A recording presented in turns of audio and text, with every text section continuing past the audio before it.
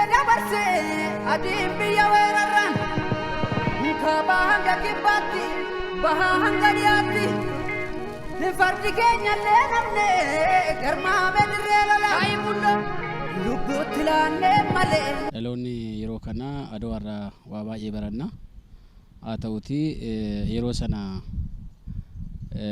jeneraalota baay'ee qabna namoota baay'ee qabna namoota qofa immoo miti fardeen keenya illee irratti hirmaatanii keessattuu Oromoon gahee guddaa keessatti dabarsee yaada irratti injifachuudhaan abbaa injifannoo ta'ee waan baay'ee dabarsaa gurguddaa dhaabe kanaan nuyis immoo dhaloonni yeroo sana darbe ni yaadanna waan ta'eef karaa kanaan dargaggeessi keenya seenaa guddaa keessatti dabarsee jira.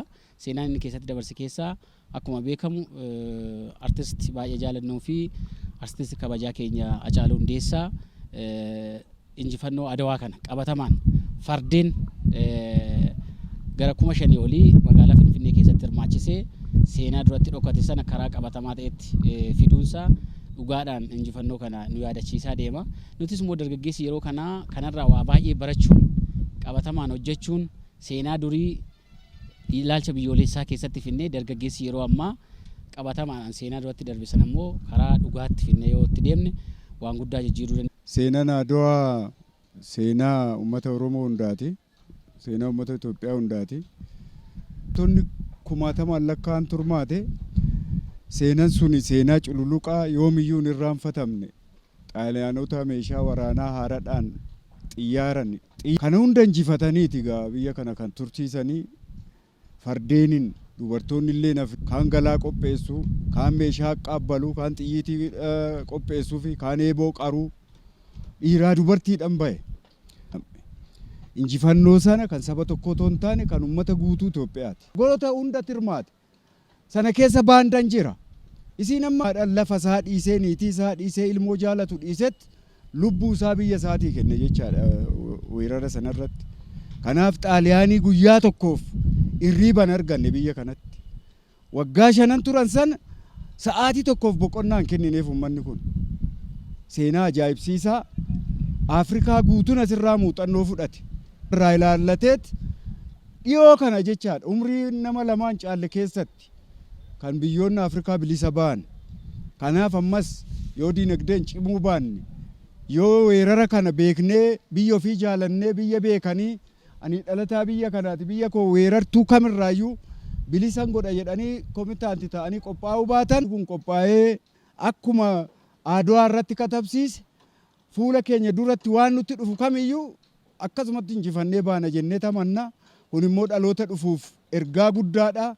Dhaloonni dhufu kana hubatee biyya isaa jaalachuu, biyya isaa tifkachuu, biyya isaa eeggachuun dirqama lammummaa ta'uusaa jala muree beekuutu irra jiraata. Adawaan akka biyya kanaatti seenaa biyya kanaa keessatti Adawaa yoo jedhan Oromootu yaadatama. Oromoo jechuun immoo akka biyya kanaatti fardeensaa namni isaa gootonni isaa iddoo guddaa qaba jechaadha. Adawaan yaadatu kan akka Gabayyaw Gurmoo, kan akka Baalchaa Saafoo fi Taraaree Abta Goorgis gootonni hedduu jiru. Adawaa yoo jedhan fardeen isaaniitu yaadatama. Fardeen isaaniillee geessanii bira ga'uu qofa otoo hin ta'in akkaataa itti waraanan akka abbootiin nutti himanitti akka seenaan nutti himutti bira ga'anii qofa otoo hin taane haala mijeessanii fi akkaataa itti goonni waraanuu danda'ullee iddoo itti mijeessan. Anis Baalchanii fi mootiin Hayila Sillaasee baay'ee wal dhabanii gidduu isaanii rakkoon akka ture ni beekama. Gaafa biyyi weeraramtu garuu gidduu isaanii lola jiru iyyaanne kan wal lole nama dhuunfaadhaan malee biyya kiyyaanii miti. Biyya kiyyaa akkuma kana dura umurii kiyya kanaan deemee wareegamuun qaba. Biyya kana akkuma kaleessaa bilisa baasuu qaba jedhanii lola shii dhuunfaa ofii gidduu dhiisanii gara kan biyyummaatti gara kan walootti gara biyya bilisa baasutti deemanii akka wareegaman ni yaadatama.